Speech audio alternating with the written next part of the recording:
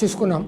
సూర ఇఖ్లాస్ ఏదైతే కుల్ హు అల్లాహు అహద్ అని మనం చదువుతుంటాం నమాజ్లో, అదేవిధంగా 113 సూరే ఫలక్, అదేవిధంగా సూరే నాస్ అంటే కుల్ రబ్బిన్ నాస్ 114వ సూర. ఇది దైవ ప్రవక్త ముహమ్మద్ సల్లల్లాహు అలైహి వసల్లం బోధించారు ప్రతి కీడు నుండి రక్షణ కొరకై. అబూ దావుద్ 4:32 మరియు తిర్మిజీ 5:567 హదీస్.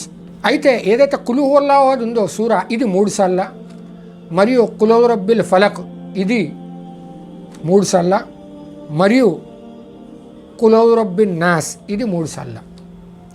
ఇవి ఉదయం మరియు సాయంత్రం 3 సార్ల ఈ సూరాలని మనం ఖచ్చితంగా చదువుకోవాలి, పఠించాలి. ఇవి పఠించి ఎవరికైనా ఏదన్నా ఇబ్బంది ఉన్నా ఏదన్నా దమ్ చేయాలి, పిల్లలకు కానీ ఎవరికి కానీ.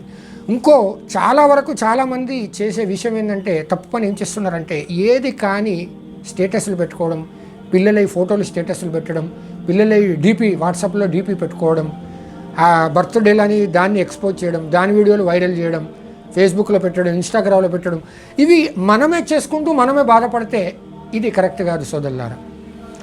నాకేదో జరిగింది అని మనము అల్హమ్దులిల్లాహ్ అల్లా దయ వల్ల ఖచ్చితంగా 5 పూటలు నమాజ్ చేస్తూ మనకి